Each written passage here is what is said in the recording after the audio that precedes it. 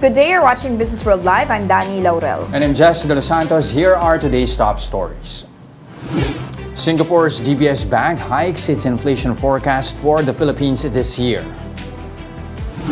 Here's a respite from elevated prices. Oil firms are expected to implement another price rollback this week.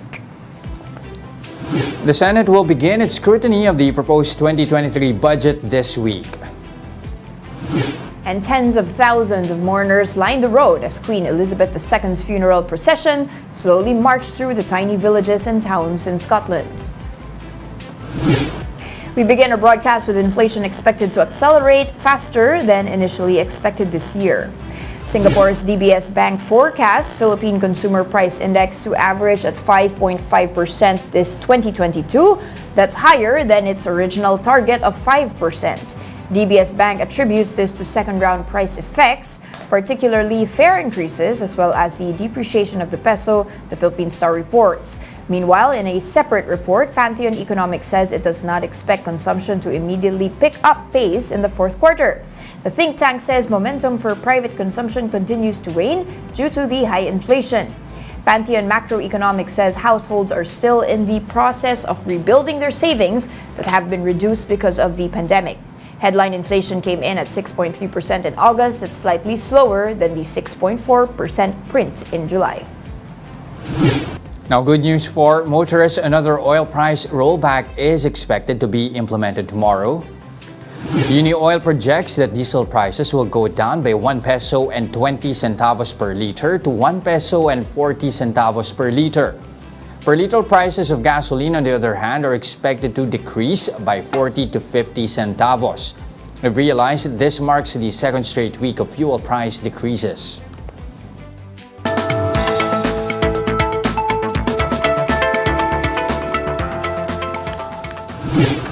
Fuel prices may have already eased for 2 weeks, but there might just be more pain ahead as prices of coal continue to rise. How can this further snowball, especially for consumers? Let's get insights from George Barcelon, President of the Philippine Chamber of Commerce and Industries. George, good morning. Thank you for joining us. Good morning, Danie and Jay. All right, so again, like what we reported earlier, inflation, no signs of abating just yet, but more headwinds up ahead. You're particularly worried about the rising price of coal. How big of a problem are we dealing with here, and how much do you see this impacting consumers? Well, the snowballing effect, as we can see, is that many of the manufacturers, due to the high energy cost, and in particular, the peso has depreciated somewhat in the last week or so. So they have no choice but to adjust their prices. And that may tone down the market demand in the meantime. But the prospect of going through the bear month, as usual, is always a upsurge when money has been more liquid in the form of the 13-month bonus, both from the government and from the private sectors. Okay, sir, just to go back to the point that you made that it might hurt consumers' pockets here, and what we just reported in the headlines is that Pantheon Economics is seeing that the fourth quarter might actually be painful, where others are saying revenge spending is there, there's savings that were not spent last year that will still be spent, but they're saying no, hindi pa nababawi what they've lost during the pandemic. What's the real deal here, sir, with respect to consumption? The talk about spending from the savings, no. The reality is many of the lower income group they hardly have any savings.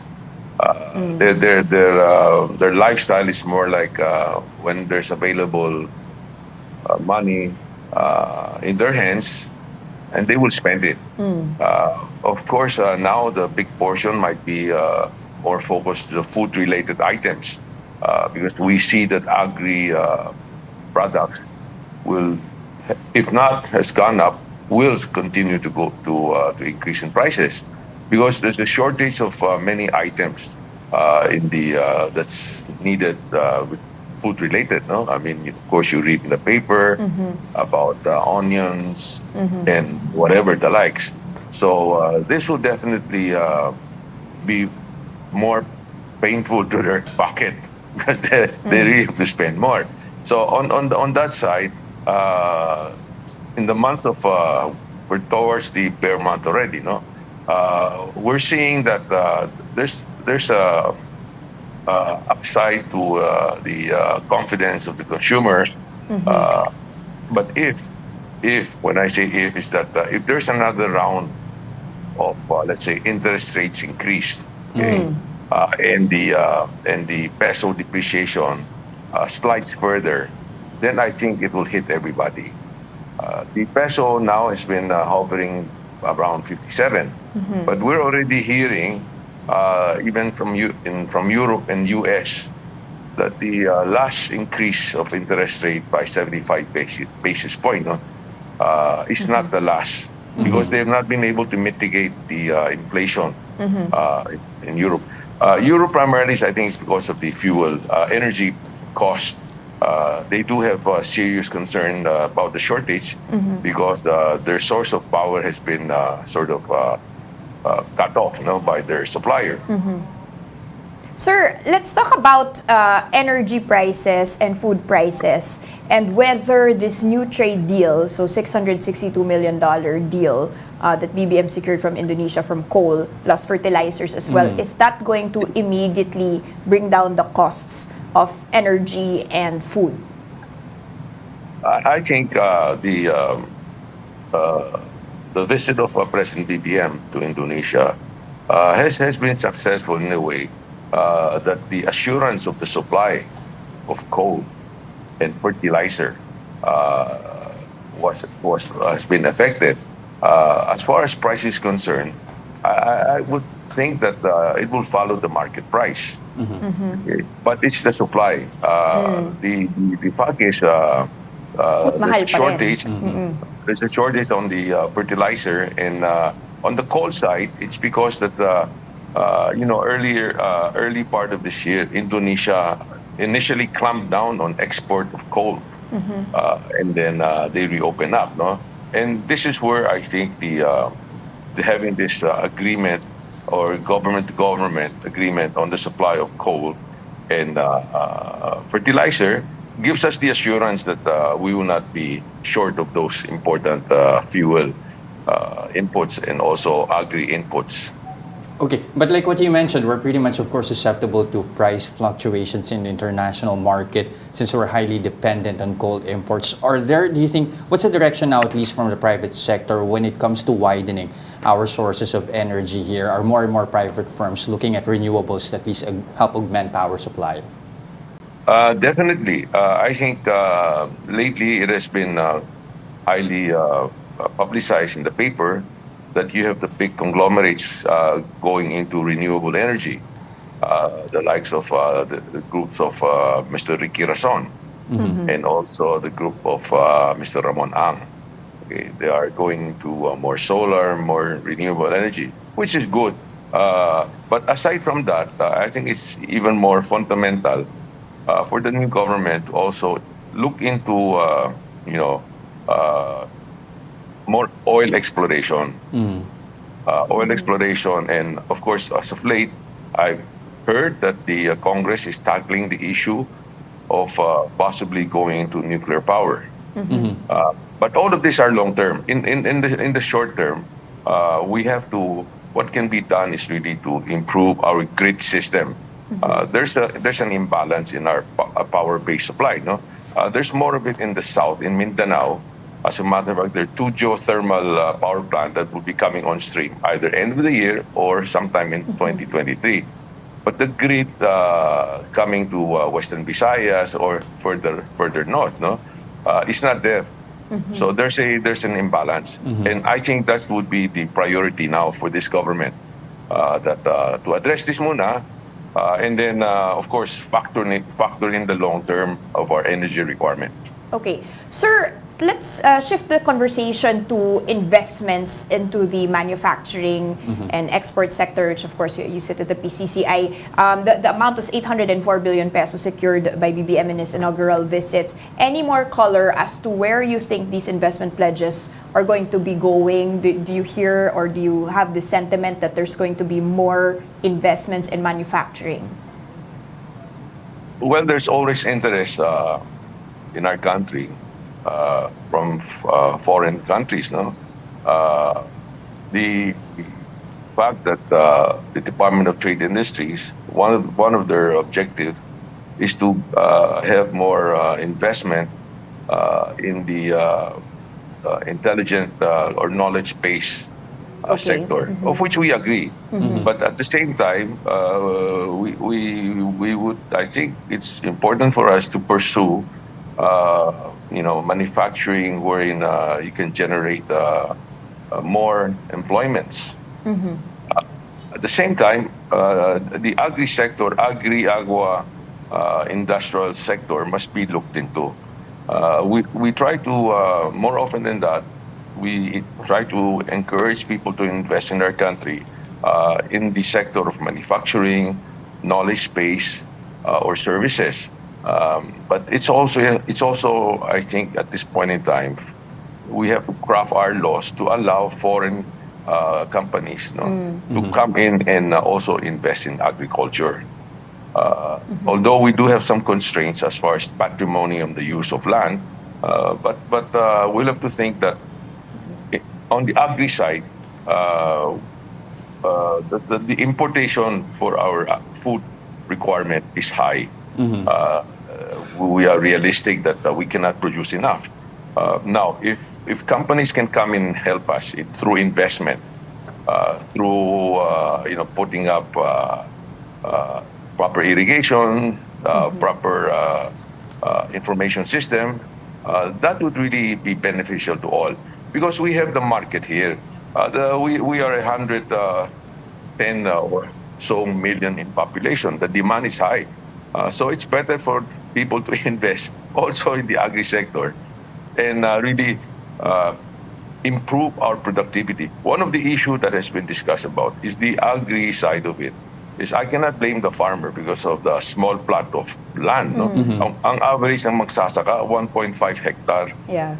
Sa liit ng lupa na yan, mahirap kang maki-invest ng malaking pera sa kung anong kailangan, post-harvest, irrigation. So it really takes a tweaking of the law to address this issue. Okay. Now, George, I'm going to shift the conversation a bit here and discuss about mask wearing. You yourself seem to want to at least take things a step further. You told the chiefs last week that at least for you, it should be okay as well to make mask wearing optional even indoors. What's the rationale behind this? And do you actually think that we have enough safeguards in place to warrant making masking optional even in indoor establishments? Well, I support the pronouncement of the government. I think even President BBM is inclined to do that, especially after coming back from Singapore and Indonesia, wherein he saw firsthand that these countries are not requiring the wearing of masks.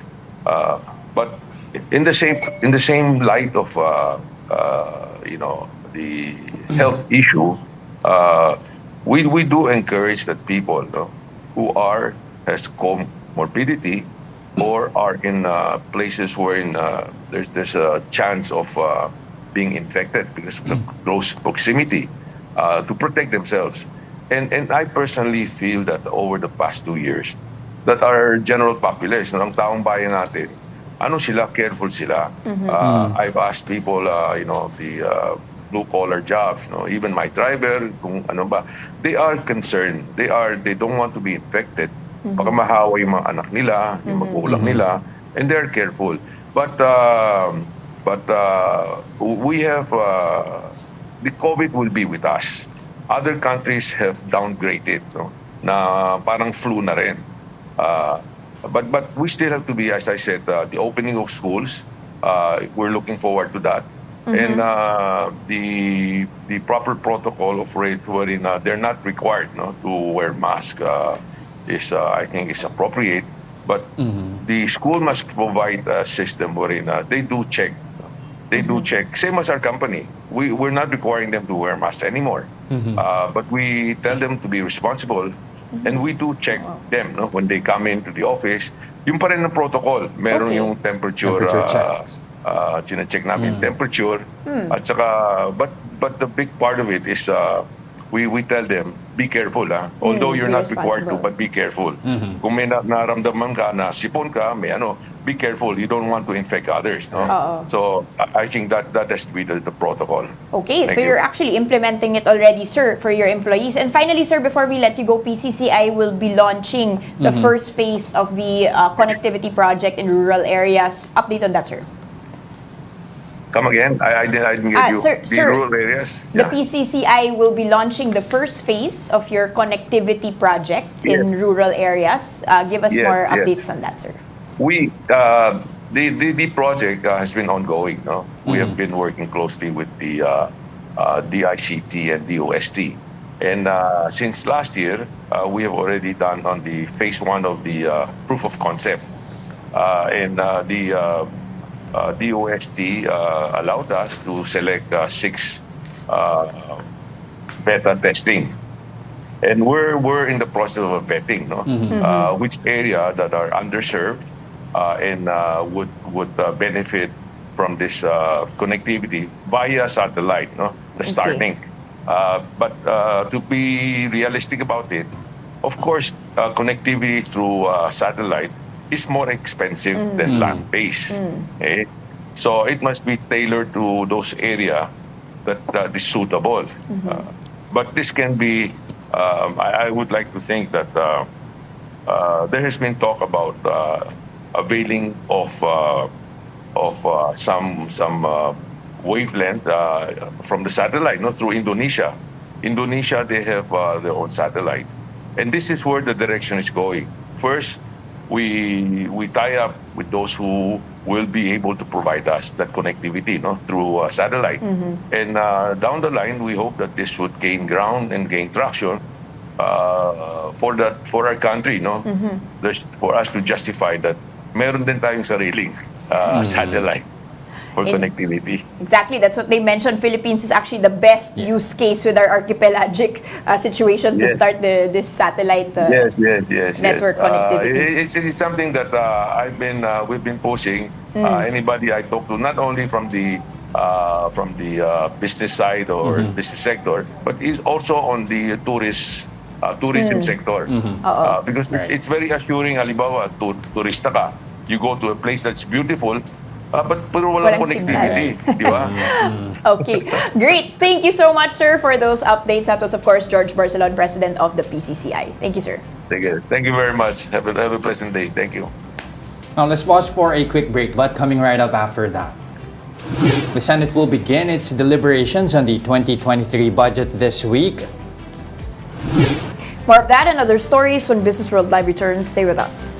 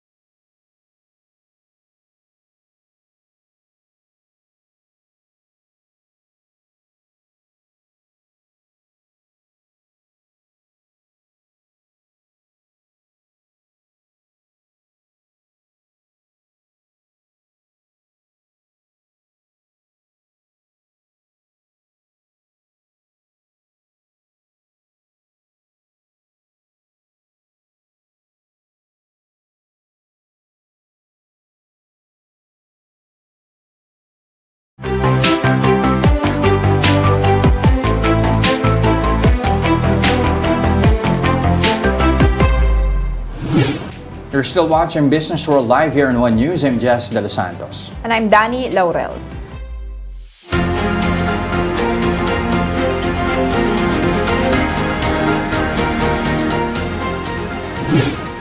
President Bongbong Marcos led the commemoration of the 105th birth anniversary of his father, former President Ferdinand E. Marcos, on Sunday, September 11. In the morning, the president was joined by other members of his family, including former First Lady Imelda and Sister Irene, in attending a mass for Marcos Sr. at the Libingan ng mga Bayani in Taguig. In his brief remarks, Marcos Jr. defended the celebration from his critics, saying they're only trying to keep his father's memory alive. In the afternoon, the president went to his hometown of Batac City in Ilocos Norte for the Marcos Day celebration. There, he underscored the, quote, rebirth of the Philippines under his presidency, saying it ushered in the return of values learned from his late father. Return now, and that is why I consider it in a way a rebirth of the Philippines. We return to the values of honor and of duty and of compassion. These are the elements that sometimes we have found lacking in the past few years. And this is our opportunity to return it, not only to government, but to every part of our society. In other news, the Senate is set to begin deliberations on the 5.268 trillion peso 2023 spending plan. That's this week. Now, Senator Sonia Angara says they're hoping to finish the plenary debates on the budget plan by mid-November, leading up to the passage of the bill by late November. Now, this means it is possible for the 2023 budget to be signed by the President during the early to mid-December target. Now, the Senate will begin its scrutiny of the budget tomorrow, that's September 13th. The lower house has already begun deliberating on next year's budget with its own target of ending hearings by September 16th. The national government's debt service bill more than doubled in July compared to a year ago. That comes on the back of a surge in amortization payments. Preliminary data from the Treasury shows that the government paid 156 billion pesos for debt servicing in July. That's up 158% from the same month last year. Month-on-month debt payment tripled from the 44 billion pesos in June. Overall amortization, which comprises 66% of debt repayments, surged more than 6,000 times to 104 billion pesos in July. Interest payments, meanwhile, dropped by almost 12%. The government wants to borrow a total of 2.47 trillion pesos this year. As of July, gross borrowing stood at 1.2 trillion pesos. And this from the Philippine Star. Credit card issuers are expecting a sustained growth in receivables as the country continues to recover from the pandemic. According to the Credit Card Association of the Philippines, or CCAP, receivables of credit card issuers in the second quarter saw an 18.5% growth from the previous year. CCAP attributes the improvement to the reopening of the economy. The industry also saw credit card delinquencies decline further to 3.47%. This is better than the pre-pandemic rate of 4.36% recorded in 2019. Now, this just in, Fernando Zobel de Ayala has resigned as President and CEO of Ayala Corporation. That's effective immediately. This is to allow Zobel, who has been on medical leave since August, to focus on his recovery and health, the company said in a disclosure. Zobel also stepped down as Vice Chairman and Director of Ayala's various units, including the Bank of the Philippine Islands. As previously announced, Cesar Consing is Ayala Corporation's acting President and CEO.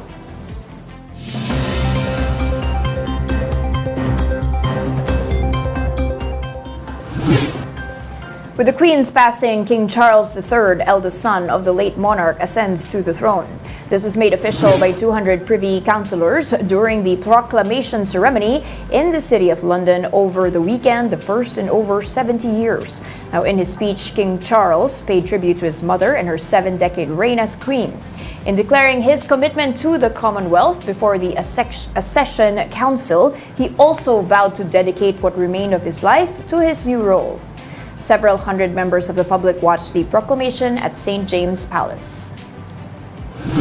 And those are the biggest global stories and updates on the economic and corporate front today. I'm Jess Delos Santos. And I'm Danie, Laurel. We are One News, all sides, all the time. But don't go away. We'll give you the latest on the local bourse when Businessworld Live returns. Stay with us.